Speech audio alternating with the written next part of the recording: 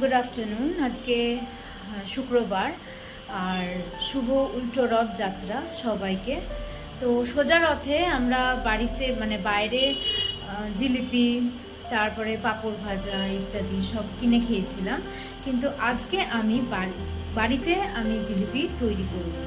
তো তার জন্য লাগছে 1 কৌটো ময়দা নিয়ে নিয়েছি। যেহেতু আমি প্রথমবার বানাচ্ছি তাই জন্য আমি একটু কম করেই বানাবো। আর এখানে নিয়েছি খাবার সোডা আমি 1 চুটকি দেব, জাস্ট 1 পিঞ্চ।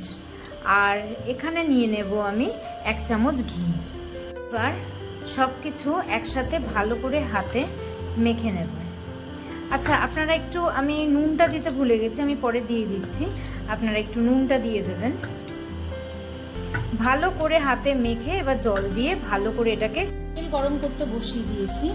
আর এখানে কড়াই বসিয়েছি, আমি শিরাটা বানাবো।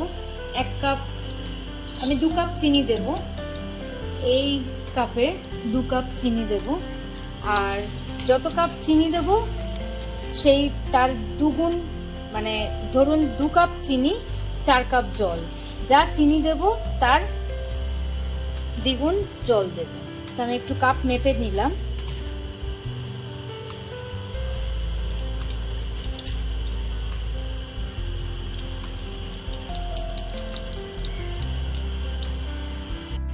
ঢেলে নিয়েছি এইটাতে।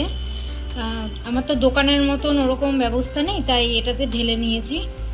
আর আমি জানি না, প্রথম করছি, কেমন হবে। প্রথম করছি আর তোমাদের সাথে একটু শেয়ার করে নিচ্ছি। অত ভালো পারিও না, যা হবে তাই হবে।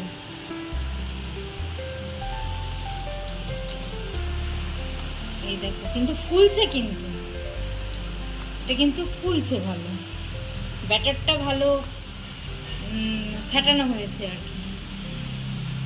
আর এখানে রসে ফেলে, এই দেখো, এই হচ্ছে গরম গরম জিলিপি। অতটা দোকানের মতন হয়নি, কিন্তু তাও যতটুকু চেষ্টা করলাম, কিন্তু খেতে নাকি ভালো হয়েছে। যতটুকু চেষ্টা করলাম তোমাদের সাথে শেয়ার করলাম।